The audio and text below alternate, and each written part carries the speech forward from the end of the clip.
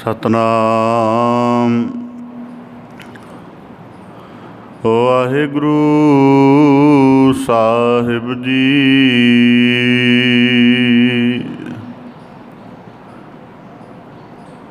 कृपा करो दीन के दाते,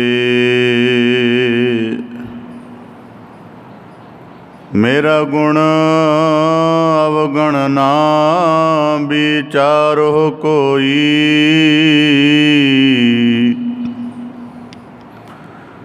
माटी का क्या तो पै स्वामी, मानस की गत एही।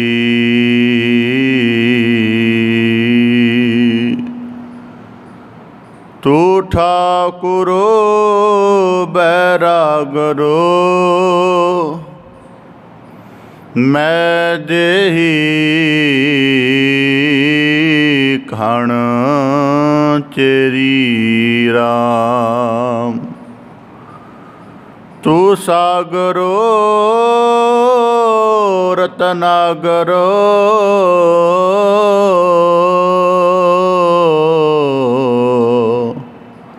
हौ सार न जाना तेरी राम। सार न जाना तू वडदाना,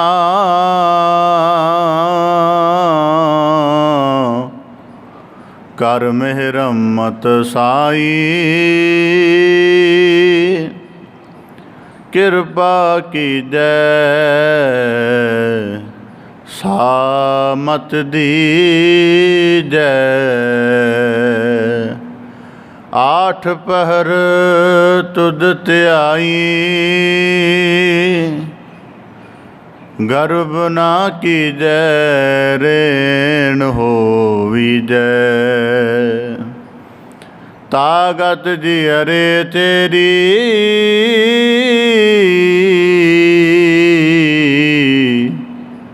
सब ऊपर नानक का ठाकुर। मैं जेही कण चेरी राम। मैं देही कण चेरी राम। बेसुमार अथाह अगनत तोलै, जो बुलावो त्यो नानक दास बोले। जेता जियो पिंड सब तेरा,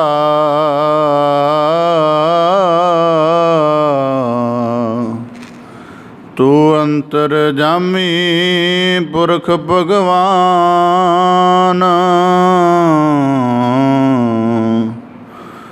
दासन दास कहे जन नानक,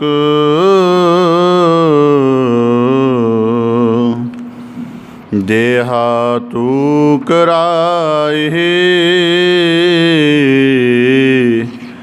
तेहा हो करी वख्यान। सतनाम वाहिगुरु साहिब जी। बहु जतन करता बलवंत कारी, सेवंत सूरा चतुर्दिशः। बिखम थान बसंत ऊचः, नह स्मरंत मरणं कदांचः। बहु जतन करता बलवंत कारी, सेवंत सूरा चतुर्दिशः। बिखम थान बसंत ऊचः, नह सिमरंत मरणं कदांचः होवन्त आज्ञा भगवान पुरखः नानक कीटी सास अकरखते होवन्त आज्ञा भगवान पुरखः नानक कीटी सास अकरखते। वाहिगुरु जी का खालसा वाहिगुरु जी की फतेह। धन धन सतगुरु गुरु गरीब निवाज राजान राज नहान पहान देवान देव उपमा महान दे मालक अजीजुल निवाज गरीबुल निवाज राजक रहीम सतगुरु श्री गुरु ग्रंथ साहिब जी दीन दयाल पातशाह तिन्हां दी सतगुरु साहिब जी की अपार मेहरामत है। सानू सब नू सतगुरु साहिब जी ने अपार बख्शिश सदका निवाजिश करके मेहरामत दे पात्र बनाया है। सतगुरु की बख्शी हुई पावन बुद्ध दे विच सतगुरु ने अपनी बंदगी का उत्तम ख्याल पा के शरीर रूप दे विच सतसंगत विच जुड़न का उद्यम बख्शिश करके मन करके गुरु के शब्द नाल एक सुर होण दा लिवलीन होण दी जुगत बख्शिश करके सुरत रूप करके अपने जीवन नूं सारे बारी पसारे तो समेट के गुरु चरणों विच एक सुर करन दा अपेद करन दी बख्शिश सतगुरु साहिब जी ने सानू जीवां नूं कीती है। सतगुरु का अपार तरस है जिसनूं असीं रोज़ाना सतसंगत रूप विच माणदे हां।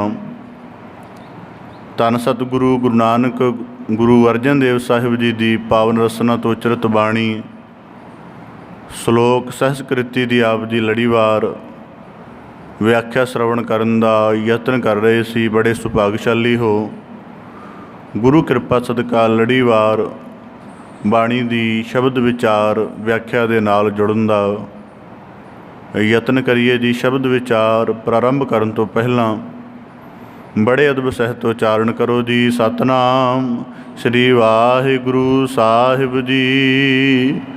बहु जतन करता बलवंत कारी सेवंत सूरा चतुर्दिशः। धन सतगुरु गुरु अर्जन देव साहिब जी जिन्हां दी उपमा विच भट्ट साहिबाना ने पावन वाक उचारे हन। जपिओ जिन अर्जुन देव गुरु फिर संकट जोन गर्भ ना आयो। हुण इस गल दा तात्पर्य की है कि सतगुरु गुरु अर्जन साहब जी ने बाणी का बोहित रच के सानू संसारी जीवां नूं इस भवजल सागर दुत्र रूपी सागर समुंदर तो संसार समुंदर तो पार पैण दा एक महाबख्शिश भरिया वसीला साधन मार्ग बख्शिश कीता है। ते जो भी सतगुरु की पावन बाणी दे बोहित विच सवार हो जाएगा भाव के बाणी नूं पढ़ सुन के विचारेगा सतगुरु के शब्द नाल प्रीत पा के उहदा अभ्यास करेगा वो निता प्रति रोज़ाना रोज़ाना अपने मन के सारे भरमां तो निवृत्त हुंदा जाएगा। विकारां दा प्रभाव जीवन दे विच बिल्कुल ही मनफी हो जाएगा। मानसिक भटकना बिल्कुल मनुख की शांत हो जाएगी। मन शुद्ध स्वरूप विच परिवर्त हो जाएगा। तो जिहड़ी सुरत संसार मुखी पदार्थ मुखी हुंदी है वो गुरु की चरण प्रीत शब्द प्रीत मुखी हो जाती है। तो मनुख का जीवन सफल हो जाता। तां करके भट्ट साहिबाना ने कहा कि जपिओ जिन अर्जुन देव गुरु भाव के हुण गुरु अर्जन देव जी जो बाणी रूप में असी उन्हां दी बाणी नाल जुड़दे हाँ तो वह बाणी साडे मन के भरम अज्ञान अविद्या के बंधन कटदी है। तो साडे वासना के सारे पद्धर खत्म हो जाते हैं। ਤੇ ਮਨੁੱਖ ਜੀਵਨ ਮੁਕਤ ਪਦ ਦਾ ਅਧਿਕਾਰੀ ਬਣਦਾ ਹੈ। ਧੰਨ ਸਤਿਗੁਰੂ ਗੁਰੂ ਅਰਜਨ ਦੇਵ ਸਾਹਿਬ ਜੀ ਦੀ ਮੁਬਾਰਕ ਰਸਨਾ ਤੋਂ ਉਚਾਰਨ ਬਾਣੀ ਸ਼ਲੋਕ ਸਹਿਸਕ੍ਰਿਤੀ ਦੇ ਲੜੀਵਾਰ ਸ਼ਲੋਕਾਂ ਦੀ ਸਤਿਗੁਰੂ ਸਾਹਿਬ ਜੀ ਵਿਆਖਿਆ ਰੂਪ ਉਪਦੇਸ਼ ਬਖਸ਼ਿਸ਼ ਕਰਦੇ ਹਨ। ਬਾਹੋ ਜਤਨ ਕਰਤਾ ਬਲਵੰਤਕਾਰੀ, ਸੇਵੰਤ ਸੂਰਾ ਚਤੁਰਦਿਸਹ। ਕੱਲ੍ਹ ਦੇ ਪਾਵਨ ਸ਼ਲੋਕ ਦੇ ਵਿੱਚ ਗੁਰੂ ਅਰਜਨ ਸਾਹਿਬ ਜੀ ਨੇ ਸਾਨੂੰ ਅਕਾਲ ਪੁਰਖ ਦੇ ਸਰੂਪ ਬਾਰੇ, ਹਸਤੀ ਬਾਰੇ ਕੁਝ ਵਿਸ਼ੇਸ਼ਣਾਂ ਦੁਆਰਾ ਉਸ ਅਕਾਲ ਪੁਰਖ ਦੀ ਹਸਤੀ ਦਾ ਪ੍ਰਭਾਵ, ਉਸ ਦਾ ਪਾਰਾਵਾਰ ਦ੍ਰਿੜ ਕਰਵਾ ਕੇ ਸਾਨੂੰ ਉਸ ਦੀ ਹਸਤੀ ਦੁਆਰਾ ਇਹ ਉਪਦੇਸ਼ ਬਖਸ਼ਿਸ਼ ਕੀਤਾ ਸੀ ਕਿ ਜੇ ਉਹ ਪਰਮੇਸ਼ਕ ਰੱਖਿਅਕ ਹੈ, ਜੇ ਉਹ ਰੱਖਿਆਵਾਨ ਹੋਵੇ, ਪ੍ਰਤਪਾਲਕ ਹੈ, ਤਾਂ ਜੀਵਨ ਦੇ ਵਿੱਚ ਕਿਸੇ ਪ੍ਰਕਾਰ ਦੀ ਵਿਪਦਾ ਵੀ ਆ ਬਣੇ ਉਹ ਮਨੁੱਖ ਨੂੰ ਰੱਖ ਲੈਂਦਾ। ਤਾਂ ਗੁਰੂ ਸਾਹਿਬ ਜੀ ਨੇ ਇੱਕ ਹਿਰਨੀ ਦੇ ਪ੍ਰਮਾਣ ਦੁਆਰਾ ਸਾਨੂੰ ਇਹ ਸ਼ਲੋਕ ਦਾ ਭਾਵ ਦ੍ਰਿੜ ਕਰਵਾਇਆ ਸੀ ਕਿ ਜੇ ਅਕਾਲ ਪੁਰਖ ਰੱਖਿਅਕ ਹੋਵੇ, ਸਭ ਪਾਸੇ ਬੰਧਨ ਪੈ ਜਾਣ, ਸੰਕਟ ਅਜਗਰਾਂ ਵਰਗਾ ਮੁੱਖ ਧਾਰਨ ਕਰਕੇ ਮਨੁੱਖ ਨੂੰ ਗ੍ਰਸਤ ਕਰਨ ਨੂੰ ਫਿਰਨ, ਜਾਂ ਤਦੂਏ ਵਰਗੇ ਜਿਹੜੇ ਵਿਘਨ ਹਨ ਮਨੁੱਖ ਨੂੰ ਆਪਣੀਆਂ ਤਾਰਾਂ ਦੇ ਵਿੱਚ ਜਕੜ ਕੇ ਖਤਮ ਕਰਨਾ ਚਾਹੁਣ, ਪਰ ਜੇ ਇਹਨਾਂ ਸਾਰੇ ਵਿਘਨਾਂ ਦੇ ਬਾਵਜੂਦ ਉਸ ਅਕਾਲ ਪੁਰਖ ਦੀ ਦਇਆ ਮਿਹਰ ਜਾਂ ਉਹਦੀ ਮਿਹਰਾਮਤ ਦਾ ਮਨੁੱਖ ਦੇ ਸਿਰ ਦੇ ਉੱਪਰੋਂ ਵਿਸ਼ਵਾਸ ਨਾ ਉੱਠੇ ਤਾਂ ਉਹ ਜੀਵ ਦੀ ਕਿਸੇ ਪ੍ਰਕਾਰ ਵੀ ਹਾਨੀ ਨਹੀਂ ਹੁੰਦੀ ਹੈ। ਕੱਲ੍ਹ ਦੇ ਸ਼ਲੋਕ ਵਿੱਚ ਗੁਰੂ ਸਾਹਿਬ ਜੀ ਨੇ ਸਾਨੂੰ ਅਕਾਲ ਪੁਰਖ ਦੇ ਰੱਖਿਅਕ ਰੂਪ ਦੇ ਗੁਣ ਦਾ ਚੇਤਾ ਕਰਾਉਂਦਿਆਂ ਕਿਹਾ ਕਿ ਅਗਰ ਉਹਦੀ ਯਾਦ ਸੰਭਵ ਹੈ, ਜੀਵਨ ਦੇ ਵੱਡੇ ਸੰਕਟ ਤਾਂ ਕੀ ਮਾਇਆ ਦਾ ਪ੍ਰਭਾਵ ਵੀ ਮਨੁੱਖ ਦੇ ਨੇੜੇ ਨਹੀਂ ਪਹੁੰਚ ਸਕਦਾ। ਸੋ ਅੱਜ ਦੇ ਪਾਵਨ ਸ਼ਲੋਕ ਦੁਆਰਾ ਗੁਰੂ ਸਾਹਿਬ ਜੀ ਹੁਣ ਦੂਜਾ ਦ੍ਰਿਸ਼ਟੀਕੋਣ, ਦੂਜਾ ਨੁਕਤਾ ਸਾਡੇ ਸਨਮੁਖ ਰੱਖਦੇ ਨੇ। ਕੱਲ੍ਹ ਨੁਕਤਾ ਸੀ ਕਿ ਜੇ ਉਹ ਰੱਖਿਅਕ ਹੋਵੇ ਤਾਂ ਕੋਈ ਮਾਰ ਨਹੀਂ ਸਕਦਾ, ਕੋਈ ਹਾਨੀ ਨਹੀਂ ਪਹੁੰਚਾ ਸਕਦਾ। ਹੁਣ ਅੱਜ ਦੇ ਸ਼ਲੋਕ ਵਿੱਚ ਗੁਰੂ ਸਾਹਿਬ ਜੀ ਬਖਸ਼ਿਸ਼ ਕਰ ਰਹੇ ਹਨ ਕਿ ਜੇ ਉਸ ਮਾਲਕ ਦੀ ਨਜ਼ਰ ਹੇਠੋਂ ਜੀਵ ਨਿਕਲ ਜਾਏ, ਜੇ ਉਸ ਦੀ ਦਇਆ ਦਾ ਪੱਧਰ ਮਨੁੱਖ ਦੇ ਉੱਪਰੋਂ ਉੱਠ ਜਾਏ, ਤੇ ਕਿਤਨਾ ਵੀ ਬਲਸ਼ਾਲੀ, ਕਿਤਨਾ ਵੀ ਸਮਰੱਥਾਵਾਨ, ਕਿਤਨੇ ਵੀ ਸਸ਼ਕਤ ਵਸੀਲਿਆਂ ਵਾਲਾ ਕੋਈ ਇਨਸਾਨ ਕਿਉਂ ਨਾ ਹੋਵੇ, ਤਾਂ ਵੀ ਉਸ ਦੇ ਪੱਲੇ ਹਾਰ ਜਾਂ ਇਸ ਤਰ੍ਹਾਂ ਦਾ ਮਤਲਬ ਅਸਫਲਤਾ ਉਹਦੇ ਹੱਥ ਲੱਗਦੀ ਹੈ ਜੇ ਪਰਮੇਸ਼ਰ ਦੀ ਨਜ਼ਰ ਉਸ ਜੀਵ ਦੇ ਉੱਪਰ ਨਾ ਰਹੇ। ਇਸ ਕਰਕੇ ਅਸੀਂ ਪਰਮੇਸ਼ਰ ਦੇ ਦੋ ਗੁਣਾਂ ਬਾਰੇ ਗੁਰਬਾਣੀ 'ਚ ਜਾਣਦੇ ਹਾਂ। ਜਿੱਥੇ ਉਹ ਪ੍ਰਤਪਾਲਕ ਹੈ ਉੱਥੇ ਸੰਘਾਰਕ ਵੀ ਹੈ, ਭਾਵ ਕਿ ਆਪਣੀ ਰਚਨਾ ਆਪ ਸਾਜਦਾ ਹੈ ਉਹ ਅਕਾਲ ਪੁਰਖ ਮਹਾ, ਅਤੇ ਉਹ ਰਚਨਾ ਨੂੰ ਫਿਰ ਚਲਾਉਂਦਾ ਹੈ, ਪ੍ਰਤਪਾਲਣਾ ਕਰਦਾ ਹੈ ਪਲ ਪਲ ਕਰਕੇ। ਤਾਂ ਪਰ ਆਖਰ ਇਸ ਰਚਨਾ ਦੀ ਸਮਾਪਤੀ ਵੀ ਉਹ ਆਪਣੇ ਨੇਮ ਦੁਆਰਾ, ਜਿਹਨੂੰ ਅਸੀਂ ਆਕਰਖਣ ਨੇਮ ਕਹਿੰਦੇ ਹਾਂ, ਕਿ ਉਹ ਜਦੋਂ ਰਚਨਾ ਸੰਕੁਚਦੀ ਹੈ ਤਾਂ ਉਦੋਂ ਇਹ ਸਾਰੀ ਰਚਨਾ ਵਿਨਸਦੀ ਵੀ ਹੈ। ਇਸ ਕਰਕੇ ਅੱਜ ਦੇ ਪਾਵਨ ਸ਼ਲੋਕ ਦੁਆਰਾ ਗੁਰੂ ਸਾਹਿਬ ਜੀ ਸਾਨੂੰ ਬਖਸ਼ਿਸ਼ ਕਰ ਰਹੇ ਹਨ। ਹੁਣ ਅਸੀਂ ਸਤਿਗੁਰੂ ਸਾਹਿਬ ਜੀ ਦੀ ਬਾਣੀ ਨਾਲ ਜੁੜਦੇ ਹਾਂ। ਤਾਂ ਜਪਜੀ ਸਾਹਿਬ ਦੀ ਬਾਣੀ ਨੇ ਸਾਨੂੰ ਇੱਕ ਸਿਧਾਂਤ ਦ੍ਰਿੜ ਕਰਵਾਇਆ ਹੈ, ਜੇ ਜੁਗ ਚਾਰੇ ਆਰਜਾ ਹੋਰ ਦਸੂਣੀ ਹੋਏ, ਨਵਾਂ ਖੰਡਾ ਵਿੱਚ ਜਾਣੀਐ ਨਾਲ ਚੱਲੈ ਸਭ ਕੋਏ, ਚੰਗਾ ਨਾਉ ਰਖਾਏ ਕੈ ਜਸ ਕੀਰਤ ਜਗ ਲੇ, ਜੇ ਤਿਸ ਨਦਰ ਨਾ ਆਵਈ ਤਾਂ ਬਾਤ ਨਾ ਪੁੱਛੈ। ਕਿ ਸਾਡੀ ਜਿਤਨੀ ਜ਼ਿੰਦਗੀ ਦੇ ਵਿੱਚ ਅਗਰ ਸਾਡੀ ਸਿਫਤ ਹੁੰਦੀ ਹੈ ਜਾਂ ਕੋਈ ਪ੍ਰਤੀਤ ਬਣਦੀ ਹੈ, ਮਾਣ ਸਨਮਾਨ ਹੁੰਦਾ ਹੈ, ਤਾਂ ਇਹ ਸਾਰਾ ਉਸ ਅਕਾਲ ਪੁਰਖ ਦਾ ਕਰਮ ਹੈ ਜਿਹੜਾ ਕਦੇ ਬੁੱਧੀ ਦੁਆਰਾ, ਕਦੀ ਸੁੰਦਰਤਾ ਦੁਆਰਾ, ਕਦੀ ਉਦਮ ਦੁਆਰਾ, ਕਦੀ ਬਹੁਤ ਗੁਣਾਂ ਦੁਆਰਾ ਪ੍ਰਗਟ ਹੁੰਦਾ ਹੈ, ਅਤੇ ਸਾਡਾ ਜੀਵਨ ਇੱਕ ਸਨਮਾਨਯੋਗ ਵਸਤ ਬਣਿਆ ਰਹਿੰਦਾ। ਹੁਣ ਹਰੇਕ ਮਨੁੱਖ ਨੂੰ ਜ਼ਿੰਦਗੀ ਵਿੱਚ ਸਨਮਾਨ, ਇੱਜ਼ਤ, ਪ੍ਰਤਿਭਾ ਸਭ ਕੁਝ ਮਿਲਦਾ ਹੈ, ਪਰ ਇਸ ਨੂੰ ਹੰਡਾਉਂਦਿਆਂ ਹੋਇਆਂ ਮਨੁੱਖ ਜੇ ਉਸ ਅਕਾਲ ਪੁਰਖ ਤੋਂ, ਉਹਦੀ ਨਜ਼ਰ ਤੋਂ ਬਾਹਰਾ ਹੋ ਕੇ ਇਹਨੂੰ ਆਪਣਾ ਨਿੱਜ ਸਮਝਣ ਲੱਗ ਪਵੇ, ਤਾਂ ਸਾਨੂੰ ਜਪਜੀ ਸਾਹਿਬ ਦੀ ਬਾਣੀ ਨੇ ਸੁਚੇਤ ਕੀਤਾ, ਜੇ ਤਿਸ ਨਜ਼ਰ ਨਾ ਆਵਈ ਤਾਂ ਬਾਤ ਨਾ ਪੁੱਛੈ। ਕਿ ਜੇ ਅਕਾਲ ਪੁਰਖ ਦਾ ਮਿਹਰ ਭਰਿਆ ਕਰਮ, ਉਹਦੀ ਮਿਹਰ ਭਰੀ ਨਜ਼ਰ ਮਨੁੱਖ ਦੇ ਜੀਵਨ ਦੇ ਸਿਰ ਤੋਂ ਉੱਪਰੋਂ ਉੱਠ ਗਈ, ਤਾਂ ਇਤਨੇ ਵੱਡੇ ਬਲ ਹੁੰਦਿਆਂ ਵੀ ਕਿ 4 ਯੁੱਗਾਂ ਜਿੰਨੀ ਉਮਰ ਹੋ ਜਾਵੇ, ਉਸ ਤੋਂ ਵੀ 10 ਗੁਣਾ ਹੋ ਜਾਵੇ, 9 ਖੰਡਾਂ ਦਾ ਰਾਜਾ ਹੋਵੇ, ਸਾਰੀ ਸ੍ਰਿਸ਼ਟੀ ਉਹਦੇ ਹੁਕਮ ਦੀ ਤਾਬਿਆਦਾਰ ਹੋ ਜਾਵੇ, ਕਹਿੰਦੇ ਜੇ ਤਿਸ ਨਦਰ ਨਾ ਆਵਈ ਤਾਂ ਬਾਤ ਨਾ ਪੁੱਛੈ ਕਿ। ਇਸੇ ਪ੍ਰਕਾਰ ਇਸ ਸਿਧਾਂਤ ਦਾ ਹੀ ਵਿਸਥਾਰ ਰੂਪ ਗੁਰੂ ਅਰਜਨ ਸਾਹਿਬ ਜੀ ਸਮਝਾ ਰਹੇ ਨੇ ਕਿ ਜੇ ਮਨੁੱਖ, ਕਿਉਂਕਿ ਮਨੁੱਖ ਦੇ ਪਾਸ ਤਾਣ ਬੜੇ ਹੁੰਦੇ ਨੇ, ਤਾਣ ਦਾ ਭਾਵ ਤਾਕਤ ਦੇ ਬੜੇ ਵਸੀਲੇ ਨੇ। ਜਿਵੇਂ ਮਨੁੱਖ ਚੰਗੀ ਲੰਮੀ ਆਰਜੂ ਜਿਉਣੀ ਹੈ, ਤੰਦਰੁਸਤੀ, ਉਹਦੇ ਕੋਲੋਂ ਮੈਡੀਕਲ ਸਾਇੰਸ ਹੈ। ਮਨੁੱਖ ਨੇ ਆਪਣੇ ਜੀਵਨ ਦੇ ਸੰਕਟਾਂ ਬਾਰੇ ਪਹਿਲਾਂ ਹੀ ਪਤਾ ਲਗਾ ਲੈਣਾ ਹੈ, ਇਹਦੇ ਲਈ ਉਹਦੇ ਕੋਲੋਂ ਜੋਤਿਸ਼ ਹੈ। ਇਸੇ ਪ੍ਰਕਾਰ ਹੋਰ ਐਸੇ ਬੜੇ ਮਨੁੱਖ ਦੇ ਕੋਲ ਵਸੀਲੇ ਨੇ ਕਿ ਜਿਹਦੇ ਵਿੱਚ ਮਨੁੱਖ ਆਪਣੇ ਜੀਵਨ ਨੂੰ ਬਾਰ-ਬਾਰ ਬਚਾ ਸਕਦਾ ਹੈ ਜਾਂ ਉਸ ਨੂੰ ਚਿਰ ਸਥਾਈ ਰੱਖਣ ਦਾ ਯਤਨ ਕਰ ਸਕਦਾ ਹੈ।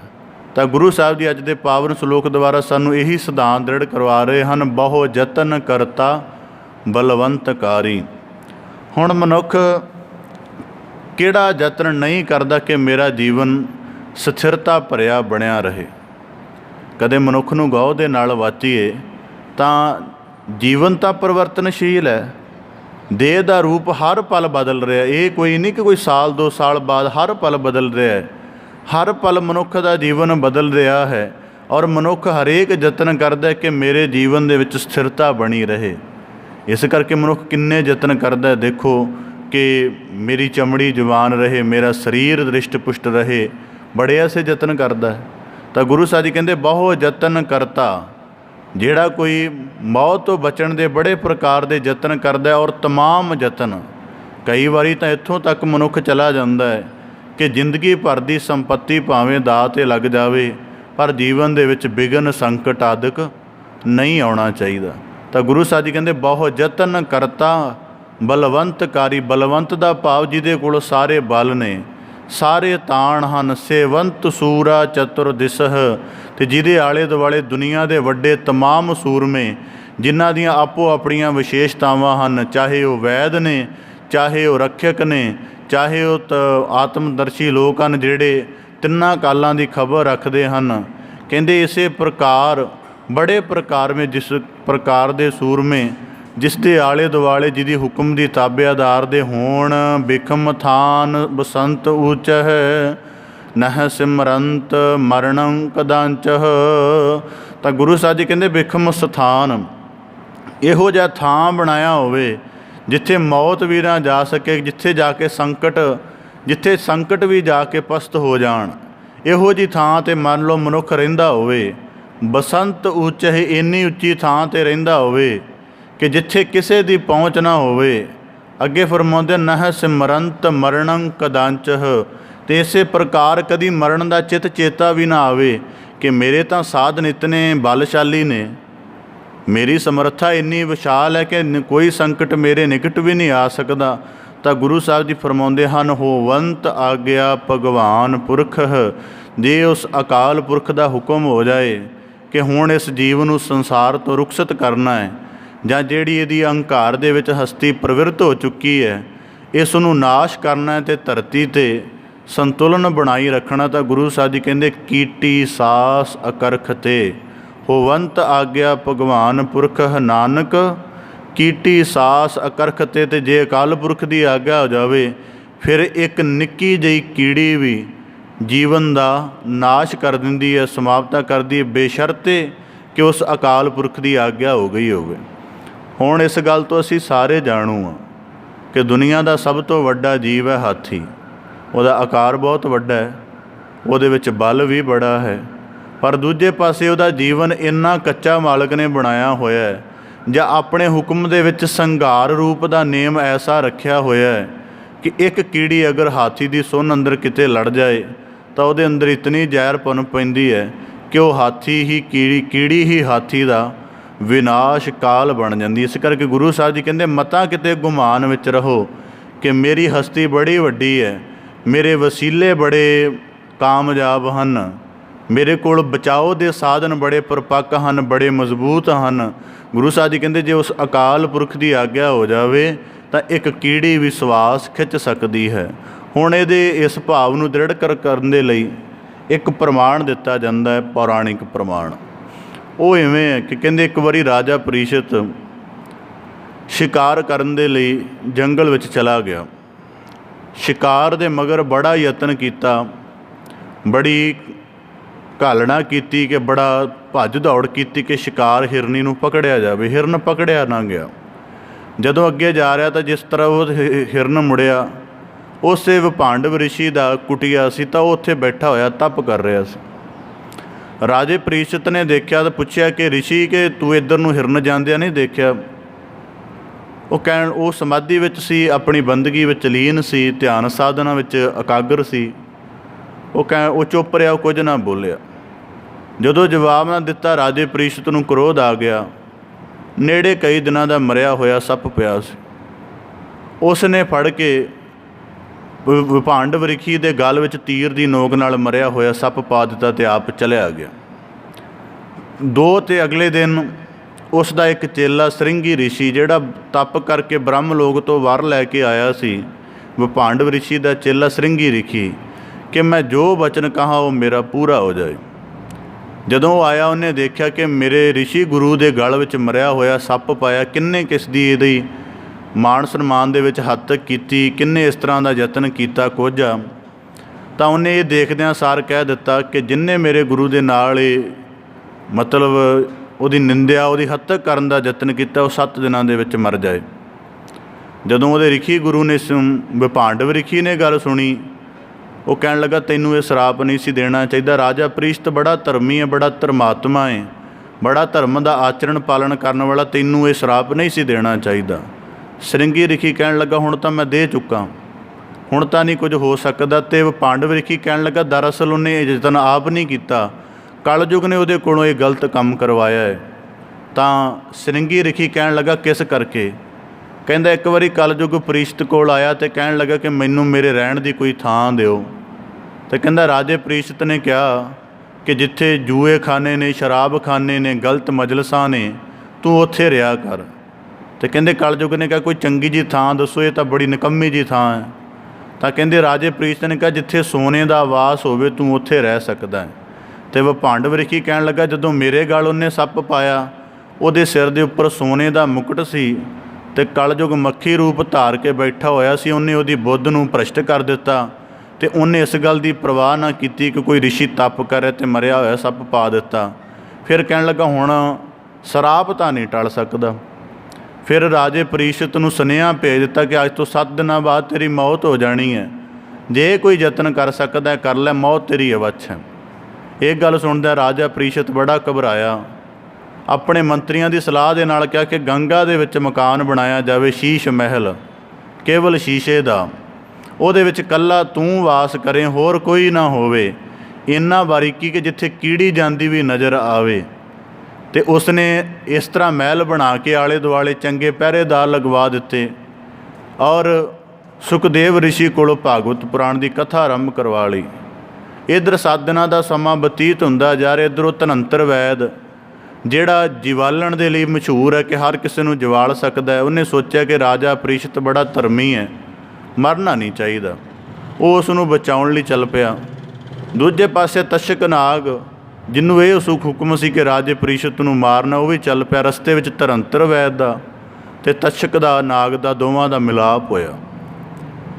ਧਨੰਤਰ ਨੇ ਤਸ਼ਕ ਨੂੰ ਪੁੱਛਿਆ ਤੂੰ ਕੌਣ ਹੈ? ਤਸ਼ਕ ਨੇ ਧਨੰਤਰ ਨੂੰ ਪੁੱਛਿਆ ਤੂੰ ਕੌਣ ਹੈ? ਉਹ ਕਹਿਣ ਲੱਗਾ ਮੈਂ ਧਨੰਤਰ ਹਾਂ। ਉਹ ਕਹਿੰਦਾ ਮੈਂ ਤਸ਼ਕ ਨਾਗ। ਕਹਿੰਦਾ ਤੂੰ ਕਿੱਧਰ ਚੱਲਿਆ? ਕਹਿੰਦਾ ਮੈਂ ਰਾਜੇ ਪ੍ਰੀਸ਼ਤ ਨੂੰ ਜਿਵਾਉਣ ਚੱਲਿਆ। ਅਤੇ ਕਹਿੰਦਾ ਤਸ਼ਕ ਕਹਿੰਦਾ ਮੈਂ ਮਾਰਨ ਚੱਲਿਆ। ਜਦੋਂ ਇਸ ਤਰ੍ਹਾਂ ਉਹਨਾਂ ਦੋਵਾਂ ਦੇ ਵਿੱਚ ਗੱਲ ਹੋਈ ਤਾਂ ਤਸ਼ਕ ਨਾਗ ਕਹਿਣ ਲੱਗਾ ਤੇਰੇ ਵਿੱਚ ਕੀ ਸ਼ਕਤੀ ਹੈ? ਧਨੰਤਰ ਕਹਿਣ ਲੱਗਾ ਜਿੱਥੋਂ ਤੱਕ ਮੇਰੀ ਨਜ਼ਰ ਜਾਵੇ ਮੈਂ ਕਿਸੇ ਨੂੰ ਮਰਨ ਨਹੀਂ ਦਿੰਦਾ, ਕੋਈ ਸੜ ਨਹੀਂ ਸਕਦਾ, ਕੋਈ ਖਤਮ ਨਹੀਂ ਹੋ ਸਕਦਾ। ਅਤੇ ਤਸ਼ਕ ਨਾਗ ਕਹਿੰਦਾ ਜਿੱਥੋਂ ਤੱਕ ਮੇਰੀ ਨਜ਼ਰ ਜਾਵੇ ਮੈਂ ਕੁਝ ਬਚਣ ਨਹੀਂ ਦਿੰਦਾ, ਸਭ ਸਾੜ ਕੇ ਸੁਆਹ ਕਰ ਦਿੰਦਾ। ਸਾਹਮਣੇ ਇੱਕ ਵੱਡਾ ਭਾਰੀ ਬੋਹੜ ਦਾ ਰੁੱਖ ਸੀ। ਤਸ਼ਕ ਨੇ ਨਜ਼ਰ ਮਾਰੀ, ਸਾਰਾ ਰੁੱਖ ਸੜ ਕੇ ਸੁਆਹ ਹੋ ਗਿਆ। ਧਨੰਤਰ ਕਹਿਣ ਲੱਗਾ ਫੂਕ ਮਾਰ ਕੇ ਸੁਆਹ ਵੀ ਉਡਾ ਲੈ। ਸੁਆਹ ਵੀ ਉਡਾ ਲਈ। ਫਿਰ ਧਨੰਤਰ ਕਹਿਣ ਲੱਗਾ ਕਿ ਹੁਣ ਮੇਰਾ ਸ਼ਕਤੀ ਦੇਖ।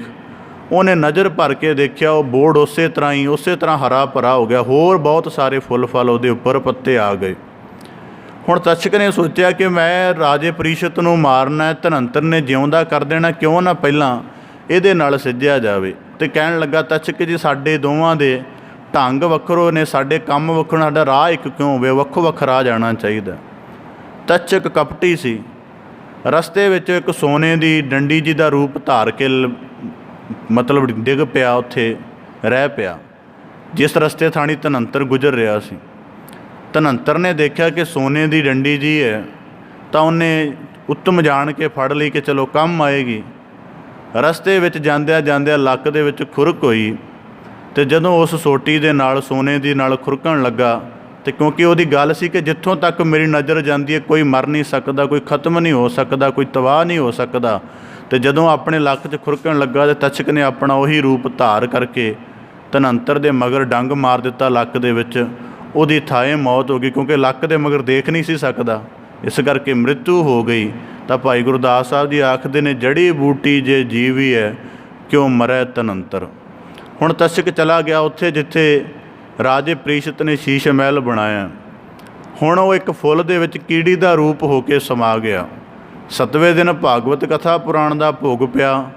ਸੁਖਦੇਵ ਰਿਸ਼ੀ ਨੇ ਫੁੱਲਾਂ ਆਦਿਕ ਦਾ ਪ੍ਰਸ਼ਾਦ ਜਦੋਂ ਪ੍ਰੀਸ਼ਤ ਨੂੰ ਭੇਟ ਕੀਤਾ, ਤਾਂ ਪ੍ਰੀਸ਼ਤ ਨੇ ਫੁੱਲਾਂ ਦਾ ਪ੍ਰਸ਼ਾਦ ਲੈ ਕੇ ਜਦ ਉਸ ਨੂੰ ਸੁੰਘਿਆ ਅਤੇ ਕੀੜੀ ਰੂਪ ਹੋ ਕੇ ਉਹਦੀ ਨਾਸਿਕਾ ਦੇ ਵਿੱਚ ਤਚਕ ਨਾਗ ਵੜ ਗਿਆ, ਡੰਗ ਮਾਰ ਕੇ ਉਹਦੀ ਮ੍ਰਿਤਿੂ ਹੋ ਗਈ। ਰਾਜਾ ਪ੍ਰੀਸ਼ਤ ਥਾਂ ਹੀ ਮਰ ਗਿਆ। ਇਸੇ ਪ੍ਰਕਾਰ ਸਤਿਗੁਰੂ ਸਾਹਿਬ ਜੀ ਕਹਿੰਦੇ, ਕੀਟੀ ਸਾਸ ਅਕਰਖ ਤੇ, ਜੇ ਉਸ ਮਾਲਕ ਦੀ ਆਗਿਆ ਹੋਵੇ, ਬੜੇ ਵੱਡੇ ਹਾਥੀ ਵਰਗੇ ਬਲਸ਼ਾਲੀ ਜੀਵਾਂ ਨੂੰ ਵੀ ਇੱਕ ਕੀੜੀ ਡੱਸ ਕੇ ਉਹਨਾਂ ਦੇ ਜੀਵਨ ਦੀ ਸਮਾਪਤੀ ਕਰ ਦਿੰਦੀ ਹੈ। ਇਸ ਕਰਕੇ ਕਦੀ ਮਾਣ ਮਦ ਹਰਸ਼ ਵਿੱਚ ਨਹੀਂ ਰਹਿਣਾ ਚਾਹੀਦਾ ਕਿ ਮੇਰੀ ਹਸਤੀ ਬੜੀ ਵੱਡੀ ਹੈ। ਹੁਣ ਇਸੇ ਪ੍ਰਕਾਰ ਇੱਕ ਹੋਰ ਪ੍ਰਮਾਣ ਆਪਦੇ ਨਾਲ ਸਾਂਝਾ ਕਰਾਂ। ਜਦੋਂ ਹਰਨਾਕਸ਼ ਨੂੰ ਸਾਰੇ ਵਰ ਪ੍ਰਾਪਤ ਹੋ ਗਏ ਕਿ ਨਾ ਦਿਨ ਮਰਾਂ, ਨਾ ਰਾਤ ਮਰਾਂ, ਨਾ ਅੰਦਰ ਮਰਾਂ, ਨਾ ਬਾਹਰ ਮਰਾਂ, ਨਾ ਜ਼ਮੀਨ 'ਤੇ ਮਰਾਂ, ਨਾ ਆਕਾਸ਼ 'ਚ ਮਰਾਂ, ਇਸੇ ਪ੍ਰਕਾਰ ਨਾ ਮਨੁੱਖ ਮਾਰੇ ਨਾ ਪਸ਼ੂ ਮਾਰੇ। ਜਦੋਂ ਸਾਰੇ ਵਰ ਪ੍ਰਾਪਤ ਹੋ ਗਏ ਤਾਂ ਅਹੰਕਾਰੀ ਹੋ ਗਿਆ, ਸਾਰੇ ਪਾਸੇ ਆਪਣਾ ਜਿਹੜਾ ਹੁਕਮ ਚਲਾਉਣ ਲੱਗ ਪਿਆ। ਉਸਦੇ ਘਰੇ ਪੁੱਤਰ ਪ੍ਰਹਿਲਾਦ ਪੈਦਾ ਹੋਇਆ, ਉਹ ਰਾਮ ਨਾਮ ਦੀ ਧੁਨ ਲਗਾਵੇ। ਬੜੇ ਯਤਨ ਕੀਤੇ ਉਹਨੂੰ ਮਾਰਨ ਦੇ, ਪਰ ਗੱਲ ਨਾ ਬਣੀ। ਆਖਰ ਇੱਕ ਦਿਨ ਉਸਨੇ ਥੰਮ ਨੂੰ ਤਪਾਇਆ, ਲੋਹੇ ਦੇ ਥੰਮ ਨੂੰ ਤਪਾਇਆ, ਅਤੇ ਹਰ ਪ੍ਰਹਿਲਾਦ ਨੂੰ ਸੱਦਿਆ, ਕਹਿਣ ਲੱਗਾ ਕਿ ਤੇਰਾ ਰਾਮ ਰਾਮ ਕਣ ਕਣ 'ਚ ਵਿਆਪਕ ਹੈ। ਪ੍ਰਹਿਲਾਦ ਕਹਿਣ ਲੱਗਾ, ਬੇਸ਼ੱਕ ਉਹ ਕਣ ਕਣ 'ਚ ਵਿਆਪਕ ਹੈ, ਉਹਦੀ ਹਸਤੀ ਹਰ ਇੱਕ ਹਸਤੀ ਦਾ ਨੂਰ ਹਰੇਕ ਇੱਕ ਕਣ ਦੇ ਅੰਦਰ ਸਮੋਇਆ ਹੋਇਆ ਹੈ। ਕਹਿਣ ਲੱਗਾ, ਇਸ ਤਪਦੇ ਹੋਏ ਥੰਮ ਦੇ ਵਿੱਚ ਵੀ? ਕਹਿੰਦਾ, ਬਿਲਕੁਲ ਤਪਦੇ ਹੋਏ ਥੰਮ ਵਿੱਚ ਵੀ ਉਸ ਦਾ ਰਾਮ ਦੀ ਅੰਸ਼ ਹੈ, ਉਹ ਇਹਦੇ ਅੰਦਰ ਵੀ ਵਿਆਪਤ ਹੈ। ਤਾਂ ਕਹਿੰਦਾ, ਚੱਲ ਫਿਰ ਇਸ ਨੂੰ ਜੱਫੀ ਪਾ ਇਸ ਤਪਦੇ ਹੋਏ ਥੰਮ ਨੂੰ। ਇੰਨੀ ਗੱਲ ਕਹੀ ਹੈ।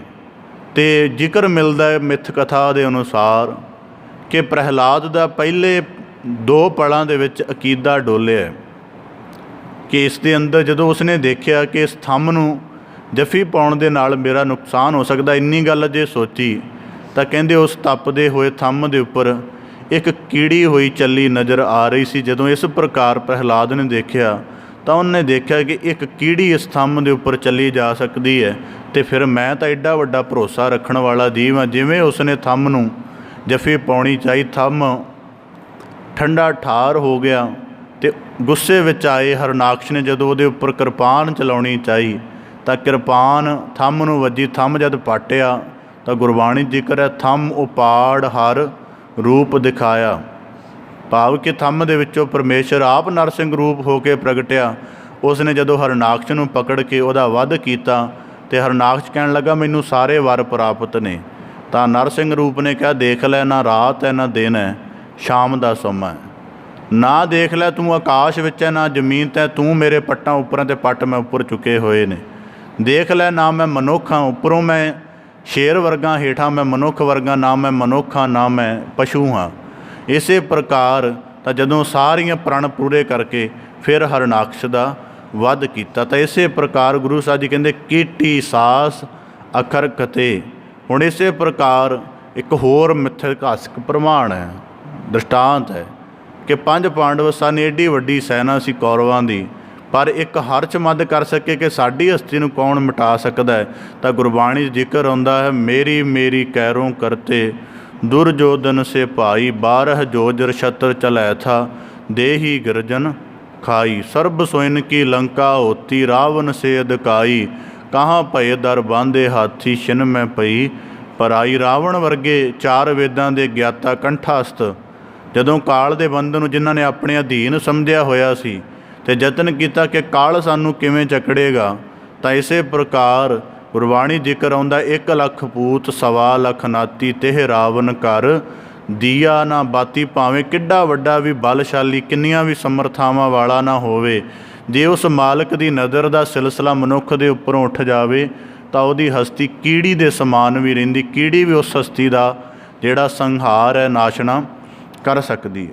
ਸਤਿਗੁਰੂ ਸਾਹਿਬ ਜੀ ਬਾਣੀ 'ਚ ਸਾਨੂੰ ਬੜਾ ਬਾਰੀਕੀ ਦੇ ਨਾਲ ਸਮਝਾਉਂਦੇ ਨੇ। ਗੁਰਬਾਣੀ 'ਚ ਵਾਕ ਹੈ ਸਤਿਗੁਰੂ ਸਾਹਿਬ ਜੀ ਦਾ, ਖਸਮ ਹੈ ਨਦਰੀ ਕੀੜਾ ਆਵੇ ਜੇਤੇ ਚੁਗੈ ਦਾਣੇ। ਇਹ ਨਾ ਸੋਚੋ ਕਿ ਅਸੀਂ ਬੜੇ ਵੱਡੇ ਹਾਂ ਅਤੇ ਸ਼ਾਇਦ ਮਾਲਕ ਸਾਨੂੰ ਹੀ ਦੇਖਦਾ ਹੈ ਜਾਂ ਸਾਡੀ ਹੀ ਹਸਤੀ ਸਭ ਤੋਂ ਵੱਡੀ ਹੈ। ਗੁਰੂ ਸਾਹਿਬ ਜੀ ਕਹਿੰਦੇ ਉਸ ਮਾਲਕ ਦੀ ਨਜ਼ਰ ਵਿੱਚ ਇੱਕ ਨਿੱਕਾ ਜਿਹਾ ਕੀੜਾ ਵੀ ਹੈ ਜਿਹੜਾ ਧਰਤੀ 'ਤੇ ਚੱਲ ਰਿਹਾ। ਤਾਂ ਗੁਰਬਾਣੀ ਦਾ ਇੱਕ ਪਾਵਨ ਵਾਕ ਹੈ, ਸਤਿਗੁਰੂ ਸਾਹਿਬ ਜੀ ਸਾਨੂੰ ਫਰਮਾਉਂਦੇ ਹਨ, ਕੀੜਾ ਥਾਪ ਦੇ ਪਾਤਸ਼ਾਹੀ ਲਸ਼ਕਰ ਕਰੇ ਸੁਆਹ। ਜਾਂ ਗੁਰਬਾਣੀ ਦਾ ਪਾਵਨ ਵਾਕ ਹੈ, ਨਦਰ ਉਪੱਠੀ ਜੇ ਕਰੇ ਸੁਲਤਾਨਾ ਕਾਹੋ ਕਰਾਏ ਦਾ ਦਰ ਮੰਗਨ ਭਿਖ ਨਾ ਪਾਏ ਦਾ। ਕਹਿੰਦੇ ਸ਼ਾਹਜਹਾਨ ਨੇ ਇੱਕ ਵਾਰੀ ਕਿੰਤੂ ਪਰੰਤੂ ਕੀਤਾ ਇਸ ਪੰਕਤੀ 'ਤੇ ਕਿ ਐਵੇਂ ਵੀ ਹੋ ਸਕਦਾ ਕਿ ਰਾਜਿਆਂ ਨੂੰ ਘਾਹ ਖਾਣ 'ਤੇ ਮਜਬੂਰ ਕਰ ਦੇਵੇ ਉਹ ਅੱਲਾਹ ਤਾਲਾ। ਕਹਿਣ ਲੱਗਾ ਇਹ ਨਹੀਂ, ਇਹ ਗੱਲ ਅਤ ਕਥਨੀ ਹੈ, ਅਸੰਭਵ ਹੈ ਗੱਲ। ਇਹ ਗੱਲ ਕਹਿ ਕੇ ਵਜ਼ੀਰਾਂ ਨੇ ਕਿਹਾ ਕਿ ਨਹੀਂ ਜੀ, ਹੋ ਸਕਦਾ ਹੈ, ਅਕਾਲ ਪੁਰਖ ਦੇ ਹੁਕਮ ਵਿੱਚ ਕੁਝ ਵੀ ਵਾਪਰ ਸਕਦਾ ਹੈ। ਹੁਣ ਅੱਜ ਇਤਨੀ ਮਨੁੱਖਤਾ ਤਰਾਹ ਤਰਾਹ ਕਰ ਰਹੀ ਹੈ, ਜਿਸ ਚੀਜ਼ ਤੋਂ ਘਬਰਾ ਰਹੀ ਹੈ ਉਹ ਨਜ਼ਰ ਹੀ ਨਹੀਂ ਆ ਰਹੀ। ਹੈਰਾਨਗੀ ਦੀ ਗੱਲ ਹੈ, ਨਾ ਉਹਦਾ ਕੋਈ ਆਕਾਰ ਹੈ, ਨਾ ਕੋਈ ਰੂਪ ਹੈ, ਨਾ ਰੰਗ ਹੈ। ਮਤਲਬ ਸਾਰੀ ਮਨੁੱਖਤਾ ਦੇ ਲਈ ਮੁਸੀਬਤ ਬਣੀ ਹੋਈ ਹੈ। ਜੋ ਚਾਹਵੇ ਉਹ ਕਰ ਸਕਦਾ ਹੈ। ਮਨੁੱਖ ਨੇ ਹੁਣ ਤੱਕ ਮਨੁੱਖਤਾ ਡਰਦੀ ਆਈ ਸੀ ਕਿ ਜਿਹੜੇ ਅਸੀਂ ਆ ਪਰਮਾਣੂ ਬੰਬ ਬਣਾ ਲਏ ਨੇ, ਕਿਤੇ ਇਹ ਨਾ ਚੱਲ ਜਾਣ, ਤੀਜੀ ਵਿਸ਼ਵ ਜੰਗ ਨਾ ਛਿੜ ਪਏ ਕਿ ਮਨੁੱਖਤਾ ਤਬਾਹ ਹੋ ਜਾਏਗੀ।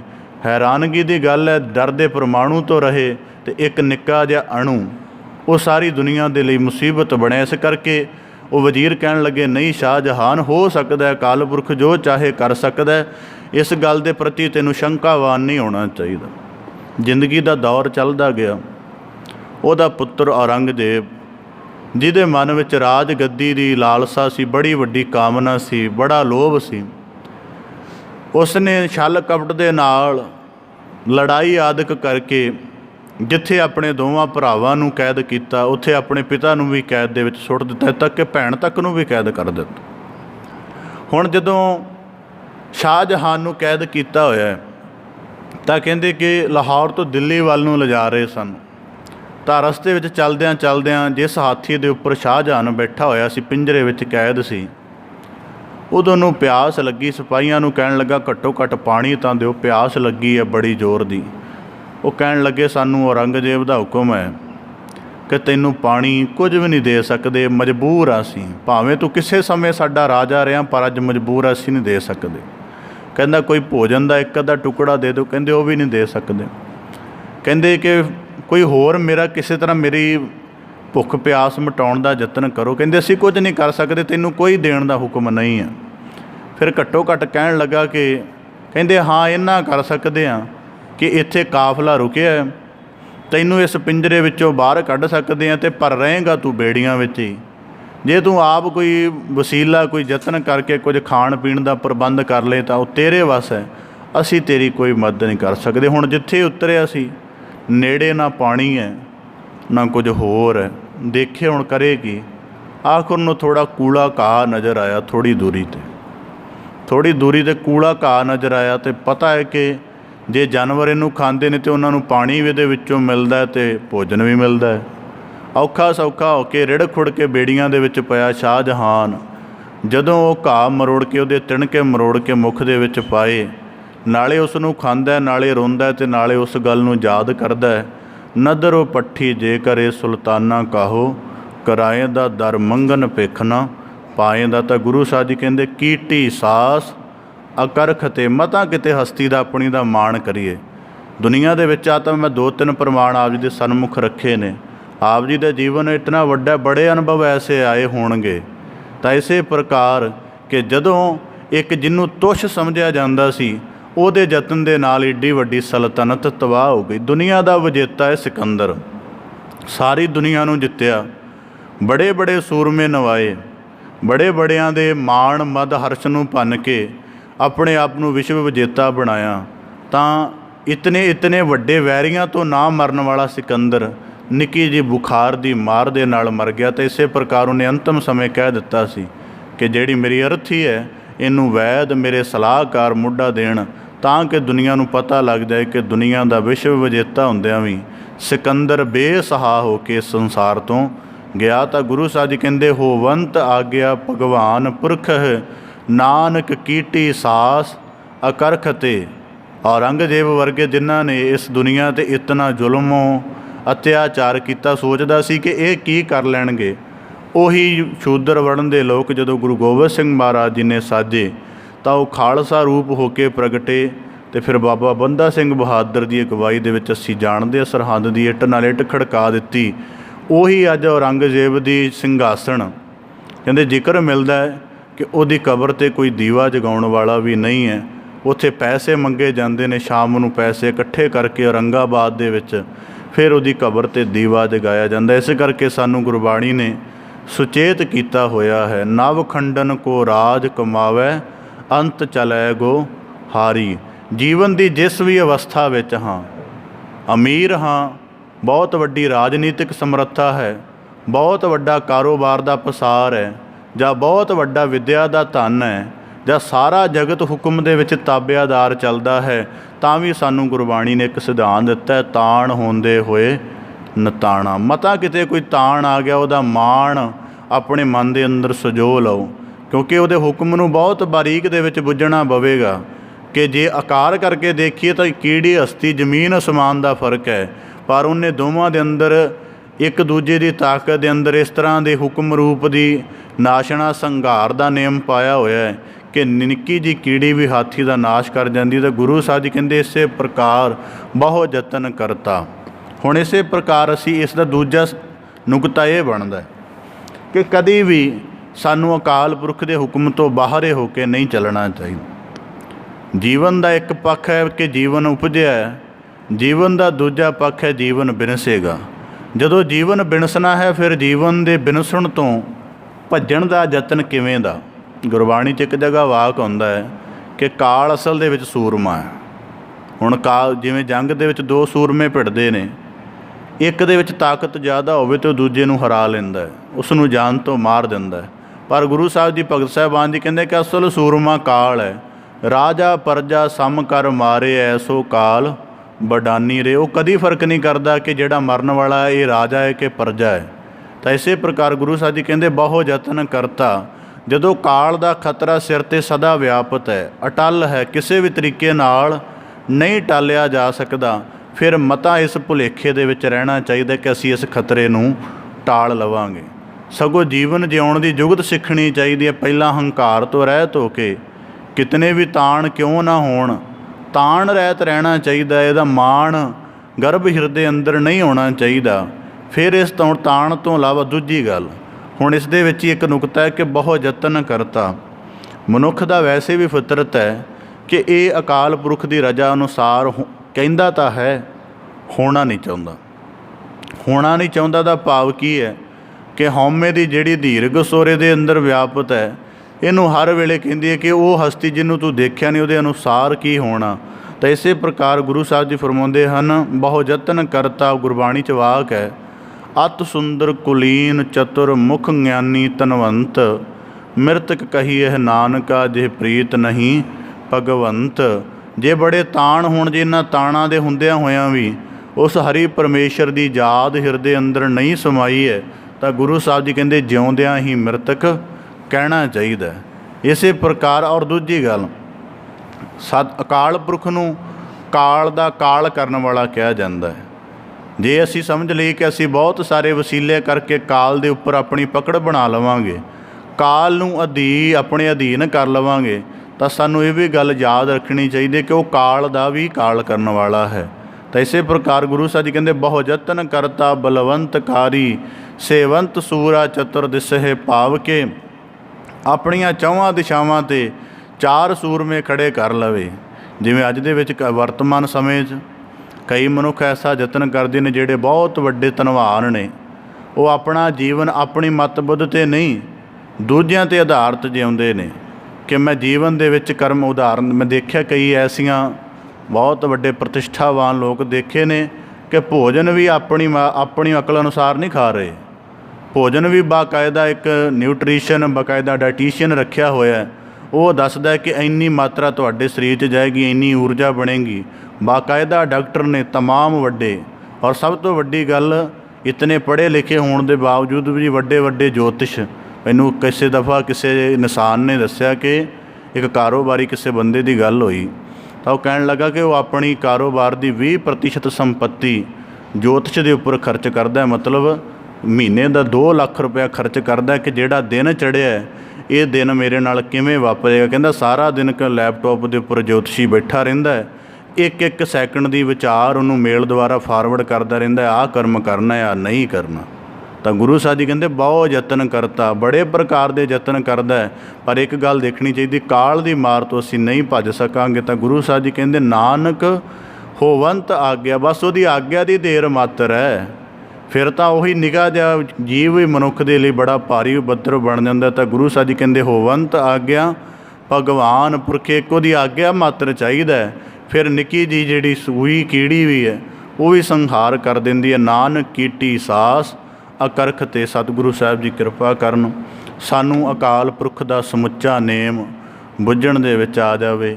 ਜੀਵਨ ਦੇ ਵਿੱਚ ਕਦੀ ਮਾਣ ਗਰਵ ਅਹੰਕਾਰ ਨਾ ਆਵੇ, ਭਾਵੇਂ ਕਿਤਨੇ ਵੀ ਤਾਣ ਹੋਣ, ਸਦਾ ਹੀ ਉਸ ਮਾਲਕ ਦੇ ਹੁਕਮ ਨੇਮ ਨੂੰ ਬੁੱਝ ਕੇ ਉਹਦੀ ਰਜਾ ਦੇ ਅਨੁਸਰਨ ਦੇ ਵਿੱਚ ਰਹਿ ਕੇ ਉਸ ਦੇ ਪਰਮ ਹੁਕਮ ਦੇ ਪਾਲਕ ਬਣ ਕੇ ਅਸੀਂ ਉਸ ਦੀ ਰਜਾ ਨੂੰ ਮਾਣ ਸਕਦੇ। ਇਸ ਪ੍ਰਕਾਰ ਇਹਨਾਂ ਦੋਵਾਂ ਸ਼ਲੋਕਾਂ ਦੇ ਵਿੱਚ, ਕੱਲ੍ਹ ਵਾਲੇ ਅਤੇ ਅੱਜ ਵਾਲੇ ਸ਼ਲੋਕ ਦੇ ਵਿੱਚ, ਜਿੱਥੇ ਗੁਰੂ ਸਾਹਿਬ ਜੀ ਨੇ ਕਿਹਾ ਕਿ ਜੇ ਉਹ ਰੱਖਿਅਕ ਹੋਵੇ, ਜਿਵੇਂ ਬਾਣੀ 'ਚ ਕਿਹਾ ਜਾਂਦਾ ਜਿਸ ਕਾ ਸਾਹਿਬ ਡਾਢਾ ਹੋਏ ਤਿਸ ਕੋ ਮਾਰ ਨਾ ਸਕੈ ਕੋਈ, ਕਿ ਜੇ ਉਹ ਰੱਖਿਅਕ ਹੈ ਫਿਰ ਸੰਸਾਰ ਕੋਈ ਹਾਨੀ ਨਹੀਂ ਕਰ ਸਕਦਾ, ਅਤੇ ਜੇ ਉਹਦੀ ਨਜ਼ਰ ਫਿਰ ਗਈ ਹੈ ਤਾਂ ਸੰਸਾਰ ਦਾ ਕੋਈ ਵਸੀਲਾ ਸਾਨੂੰ ਬਚਾ ਵੀ ਨਹੀਂ ਸਕਦਾ। ਇਸ ਪ੍ਰਕਾਰ ਅਕਾਲ ਪੁਰਖ ਦੀ ਪਰਮ ਹਸਤੀ ਦਾ ਦ੍ਰਿੜ ਭਾਵ ਸਾਡੇ ਚਿੱਤ ਅੰਦਰ, ਸਾਡੇ ਵਿਸ਼ਵਾਸ ਅੰਦਰ, ਸਾਡੀ ਬੁੱਧ ਅੰਦਰ ਗੁਰੂ ਅਰਜਨ ਦੇਵ ਸਾਹਿਬ ਜੀ ਨੇ ਦ੍ਰਿੜ ਕਰਵਾਇਆ ਹੈ। ਸਤਿਗੁਰੂ ਸਾਹਿਬ ਦੀ ਕਿਰਪਾ ਕਰਨ ਸ਼ਲੋਕਾਂ ਦਾ ਭਾਵ ਉਪਦੇਸ਼ ਸਾਡੇ ਸਾਰਿਆਂ ਦੇ ਹਿਰਦੇ ਅੰਦਰ ਵਸ ਜਾਏ, ਸਾਡਾ ਸਾਰਿਆਂ ਦਾ ਆਇਆਂ ਦਾ ਇੱਥੇ ਸਫਲਾ ਹੋਵੇ ਜੀ। ਪਾਵਨ ਸ਼ਲੋਕਾਂ ਦੀ ਲੜੀਵਾਰ ਕਥਾ ਦੀ ਆਪ ਜੀ ਦੇ ਨਾਲ ਸਾਂਝ ਪਾਉਂਦਿਆਂ ਵਿਆਖਿਆ ਦਾ ਯਤਨ ਪੇਸ਼ ਕਰਦਿਆਂ ਹੋਈਆਂ ਬੇਅੰਤ ਭੁੱਲਾਂ ਦੀ ਖਿਮਾ ਜਾਚਨਾ ਜੀ। ਬੜੇ ਅਦਬ ਸਹਿਤ ਗੱਜ ਕੇ ਫਤਿਹ ਅਰਜ ਕਰੋ ਜੀ। ਵਾਹਿਗੁਰੂ ਜੀ ਕਾ ਖਾਲਸਾ, ਵਾਹਿਗੁਰੂ ਜੀ ਕੀ ਫਤਿਹ।